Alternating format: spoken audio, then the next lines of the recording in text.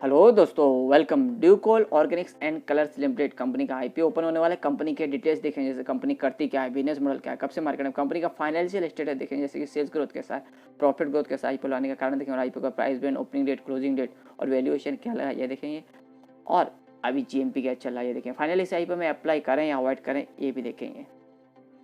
तो दोस्तों, जैसा मैंने आपको कंपनी का नाम बताया, ड्यूकोल ऑर्गेनिक्स एंड कलर्स आईपीओ, जो कि जनवरी 9 को ओपन हो रहा है और जनवरी 11 2023 तक चलेगा। अभी कंपनी करती है और कब से मार्केट में, तो कंपनी की स्थापना जून 1994 में हुई, यानी कि कंपनी को मार्केट में 28 साल से भी ज़्यादा हो चुके हैं। अच्छे खासे लंबे समय से कंपनी मार्केट में मौजूद है। अभी कंपनी करती क्या है, तो कंपनी यहाँ पे ऑफर करती है रेंज ऑफ पिगमेंट डिस्पर्सन, जो कि और वेरियस इंडस्ट्री है, यानी अलग अलग इंडस्ट्री में यूज़ होने वाले पिगमेंट्स यहाँ पे कंपनी बनाती है। अभी पिगमेंट्स होते हैं क्या है, तो दोस्तों पिगमेंट एक तरह के कलर्स होते हैं, यानी कलर कंपनी बनाती है।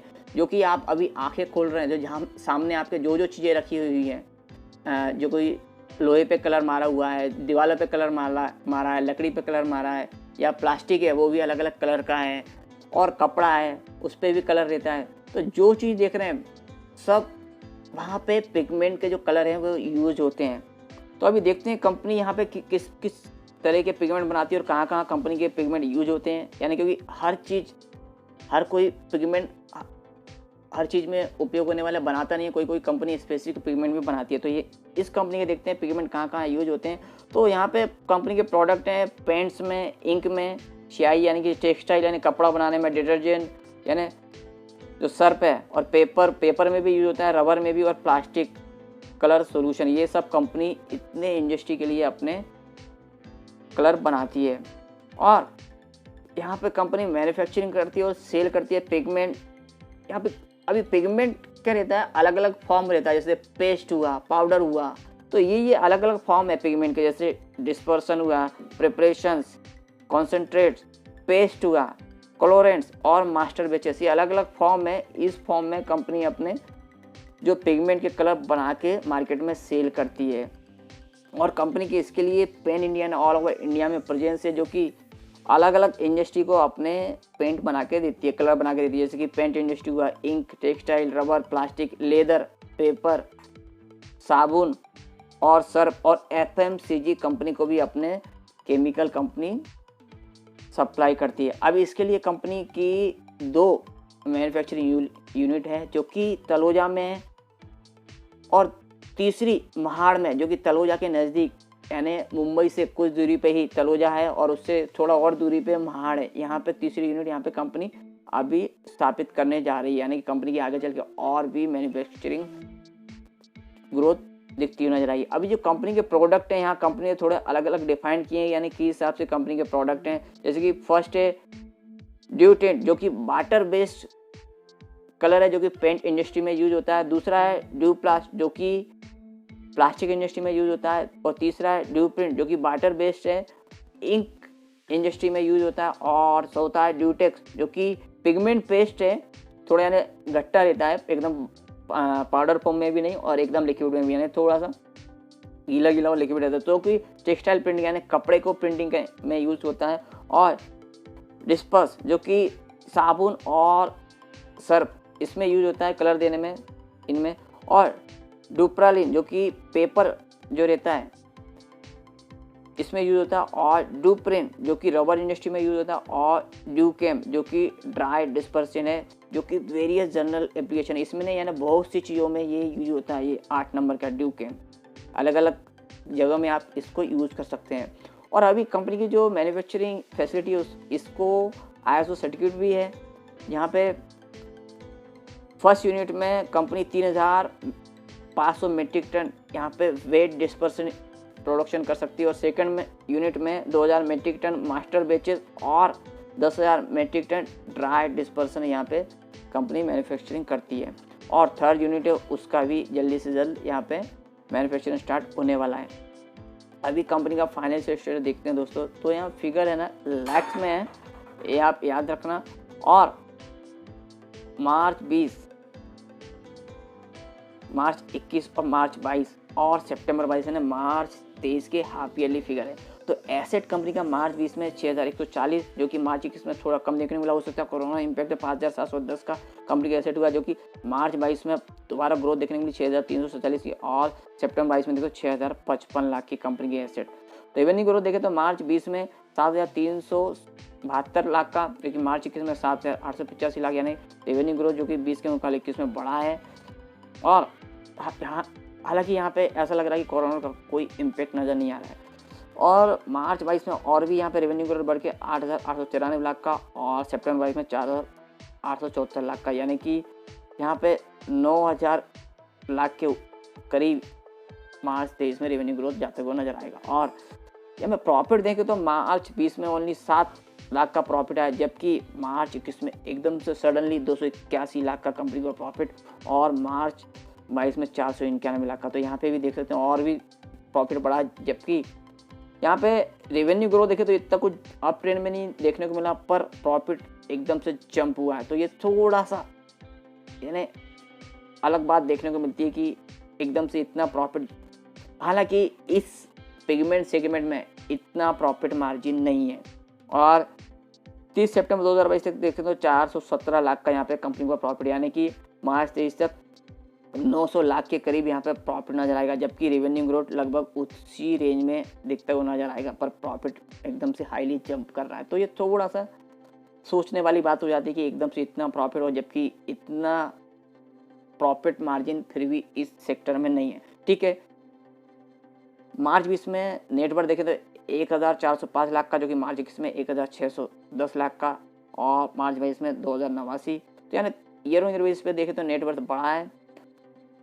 और 30 सितंबर देखें तो 2484 लाख का। तो एवरी ईयर कंपनी का नेटवर्क बढ़ रहा है। रिजर्व सरप्लस देखें तो मार्च 20 में 1105 लाख का, जो कि मार्च 21 में बढ़ के 1389, और मार्च 22 में 1853 लाख, और सितंबर 22 में थोड़ा सा रिजर्व सरप्लस पिछले साल के मुकाबले कम देखने को मिला, पर यहाँ पे 20 और 21 के मुकाबले फिर भी ज़्यादा है 1490 लाख का।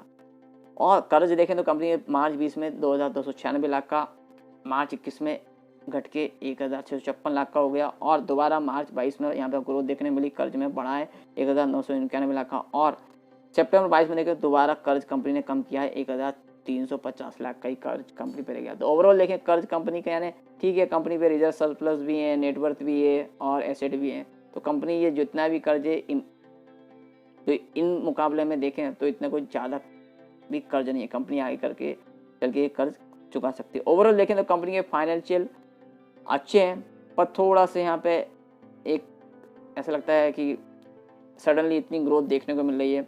वैसे देखें तो एसेट भी बढ़े हैं, रेवेन्यू ग्रोथ भी ईयर बेस पे बढ़ा है, प्रॉफिट तो शानदार बढ़ा ही है, और नेटवर्थ भी बढ़ा है, सरप्लस भी बढ़ा है, और कर्ज कम हुआ, तो ये अच्छी बात है। ओवरऑल देखें कंपनी के फाइनेंशियल अच्छे हैं। आईपीओ लाने का रीज़न तो कंपनी को फंडिंग चाहिए, वर्किंग कैपिटल की रिक्वायरमेंट है कंपनी को, जनरल कॉर्पोरेट पर्पस।